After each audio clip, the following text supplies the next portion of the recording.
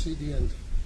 Next one is about the LH. Do we need the addition of luteinizing hormone for ovarian stimulation and for all patients? That is to say, not only for low or responder, for all patients. And the first question will be, before we discuss, who use always LH for all patients? Just a little, okay. Who wants to begin an answer about LH? Well, I hate to be repetitive, but I would very much like to second what Professor Mashiach was trying to say here before. I think we need to get away from these kind of questions. LH, for which patient?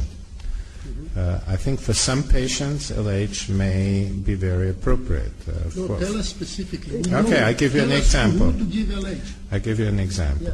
Yeah.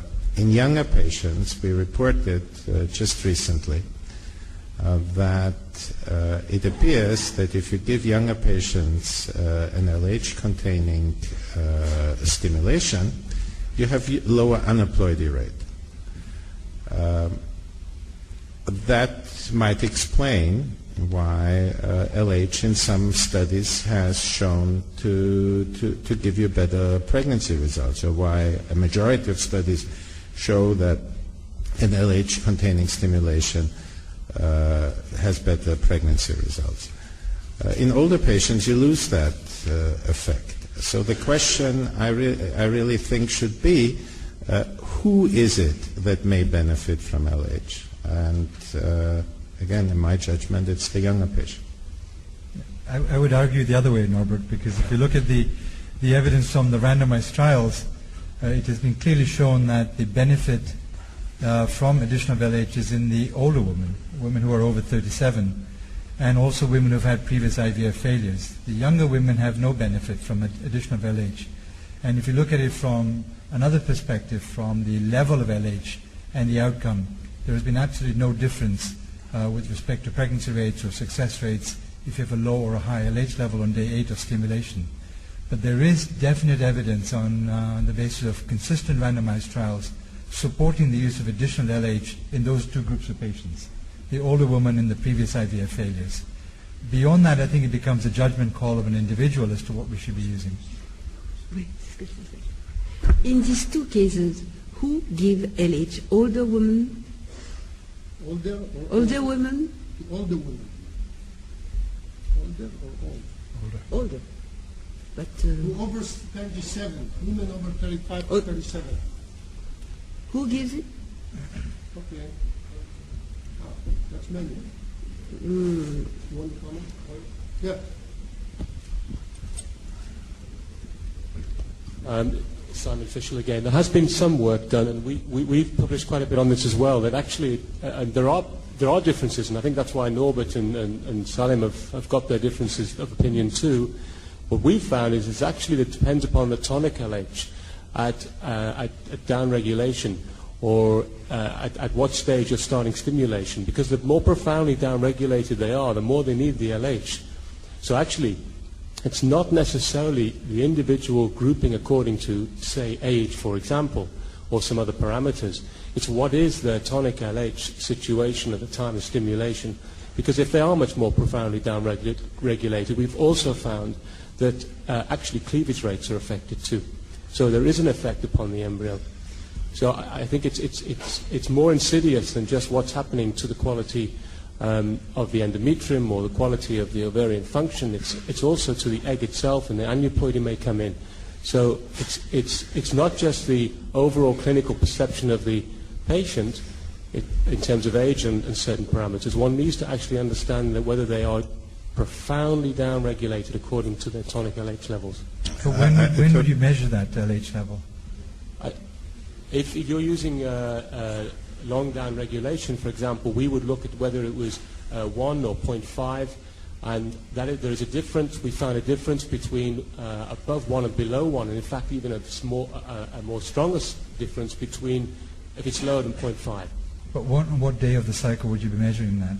Before stimulation. Before stimulation, because the evidence that I was referring to was on day 8 of stimulation. That level did not come into account. So maybe that the point you're making is a very useful point, that we may want to look at it earlier. Yeah, and I would totally agree with you, because what I didn't say before is that we found this improvement in aneuploidy rates in young women in long lupron downregulation. When we did the same study afterwards in antagonist cycles, we actually did not only not find that same improvement, but we actually found a detrimental effect on pregnancy rates. So this is an extremely complicated issue. If you change one thing in your soup, it's what I call every program stimulation, it changes the taste, even if it's just a small ingredient. And so if you give agonists, it affects whether you need to use LH or not. If you give antagonists, it affects it in a different way. That's what we have failed to investigate up to the present time. We have kind of looked at patients as one uniform block of respondents, and they obviously are not that. My name is Robert Fischer from Hamburg, Germany. I think it's not only the absolute level of the LH, the low level, but also the bioactivity of the LH. And that's why I think in the literature we have so many cut-off points to what is a low LH. And on the other side, we see in patients like PCO patients who have very high LH, they still can benefit from giving them LH.